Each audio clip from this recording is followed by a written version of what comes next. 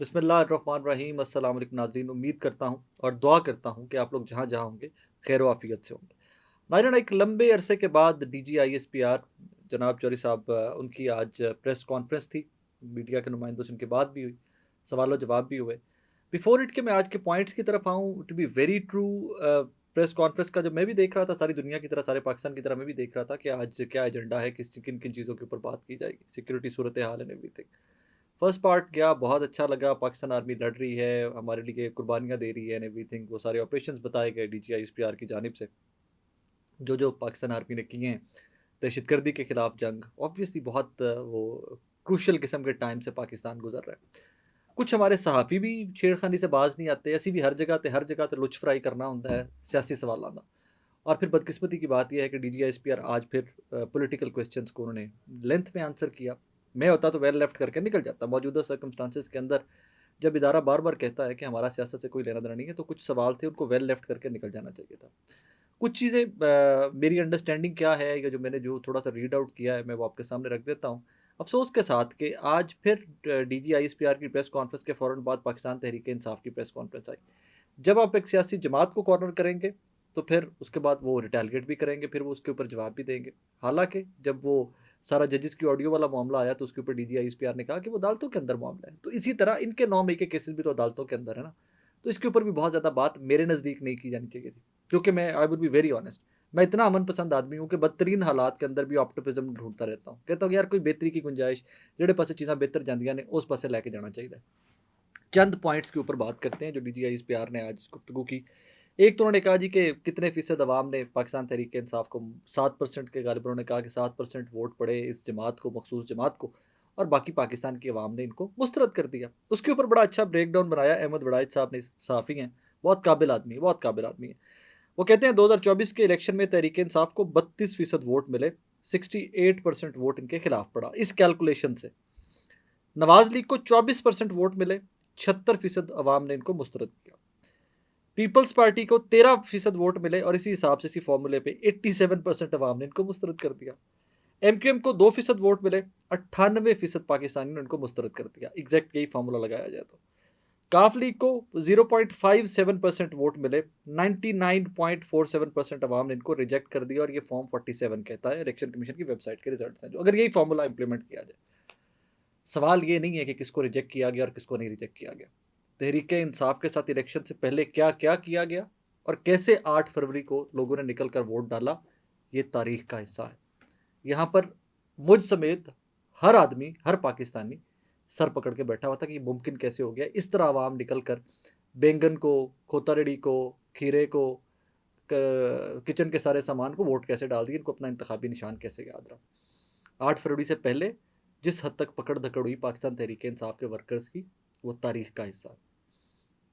अगली बात judicial commission की, सबसे इंपॉर्टेंट बात आज मेरे नज़दीक पाकिस्तान तहरीक इंसाफ को लेकर, मौजूदा सियासी हालात को लेकर जुडिशल कमीशन की थी। DGISPR साहब ने फरमाया कि जनाब धरने से स्टार्ट कर लेते हैं, आगे चलते आते हैं एवरीथिंग, बाकी तमाम चीज़ें, फिर उनके ऊपर भी जुडिशल कमीशन बनना चाहिए। मैं कहता हूँ बिल्कुल बनना चाहिए। और इसके ऊपर तहरीक इंसाफ को मिनो अन इस जो है ना, ये डिमांड जो है, इसको एक्सेप्ट करना चाहिए।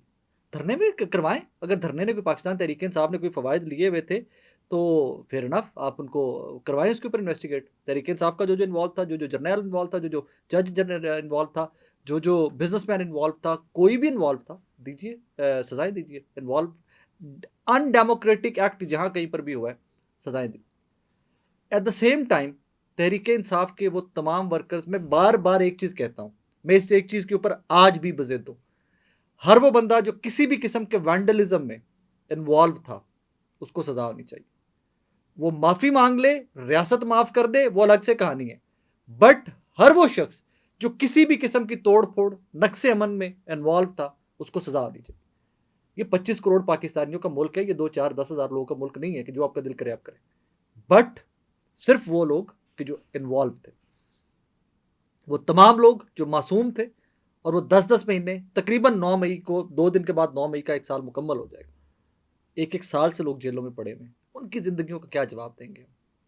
मैं किसी को मुर्दे इल्ज़ाम नहीं ठहरा रहा, उनको आप क्या करेंगे, उनकी घरों में जाकर माफ़िया मांगेंगे आप सब लोग, पुलिस जाएगी क्या माफ़िया मांगेगी जाके? कि हमने आपको 9 मई में उठाया था, आप बेगुनाह साबित हुए हैं, हमारे पास आपके खिलाफ सबूत कोई नहीं, शवाहिद कोई नहीं।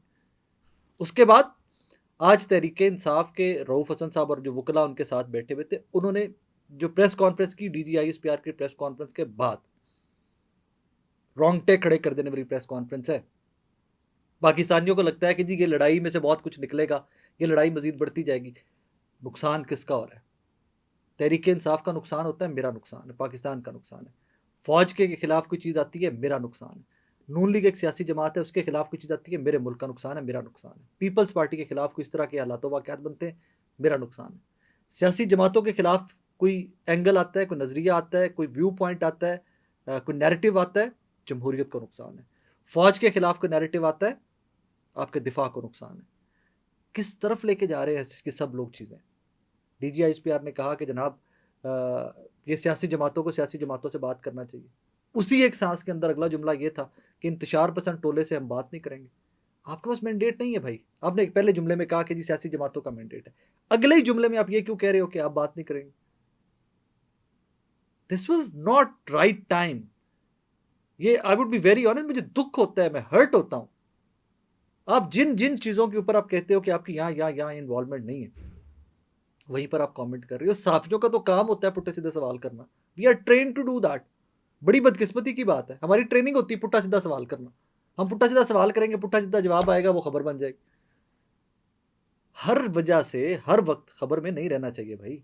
बार बार कहता हूँ कि नेगेटिव रीजंस की वजह से खबरों में रहना कोई अच्छी बात नहीं है। पहला पार्ट बहुत अच्छा था, मैं बड़ा अप्रिशिएट कर रहा था कि दहशतगर्दी के खिलाफ हमारी फौज लड़ रही है, दे आर कुर्बानियाँ दे रही है, एवरीथिंग। अब इस सारी प्रेस कॉन्फ्रेंस के बाद आपको लगता है कि इमरान खान की जब कुछ स्टेटमेंट आएगी तो वो टेम्परेचर को कूल डाउन करने के लिए आएगी? Do you think so? ये सारी स्टेटमेंट्स PMLN देती आ रही है। आप जिस मामले के ऊपर बात नहीं करना चाहते क्योंकि वो मामला अदालतों के अंदर है, तो पाकिस्तान तहरीक इंसाफ के केसेस भी 9 मई के अदालतों के अंदर है ना, क्यों बात करते हैं, क्यों कमेंट करते हैं उसके ऊपर? आपको सबको एक पाकिस्तानी होने के नाते अपनी राय या अपना मैं जो सोचता हूँ वो सामने रखा जा सकता है। आई एम श्योर कि हमारी आवाज़ कोई नहीं सुनता। आई एम श्योर कि अगर हमारी आवाज़ सुनने वाले होते तो यकीन मानिए पाकिस्तान यहाँ पे नहीं खड़ा होता। हालात इससे बहुत देर पहले बेहतर हो गए होते। लड़ाई कभी भी सोल्यूशन नहीं होता। लड़ाई की तरफ जाए जा रहे हैं, जाए जा रहे हैं, सबके सब जाए जा रहे हैं, सबके सब जाए जा रहे हैं। क्यों नहीं बात करते आप? मरियम औरंगजेब की स्टोरी आई, हैदर नकवी ने स्टोरी की 10 कूप के लिए, ये DGPR में मुबैना करप्शन की, क्यों उसके ऊपर वो डेड हो गई बात? वो आज भी खातून चीफ मिनिस्टर पंजाब के साथ साथ फिर रही होती हैं, क्यों नहीं उसके ऊपर बात करते? ये इशूज़ हैं हमारे भाई। क्यों नहीं आप गंदम स्कैंडल के ऊपर सारे बात करते हैं? ये इशूज़ हैं हमारे भाई।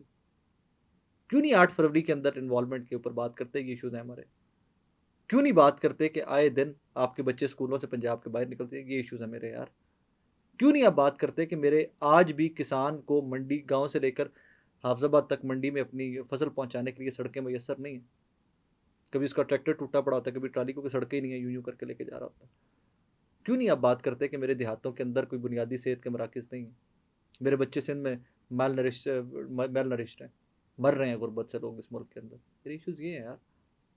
आप मुझे DHA सुना रहे हैं, आप मुझे CMHS सुना रहे हैं। सारा मुल्क ऐसा हो तो मुझे समझ भी आती है। क्या आपके ज़िम्मे सिर्फ DHA और CMH ही है? बाकी मुल्क नहीं है सबके साथ सबका? मत कीजिए ऐसे।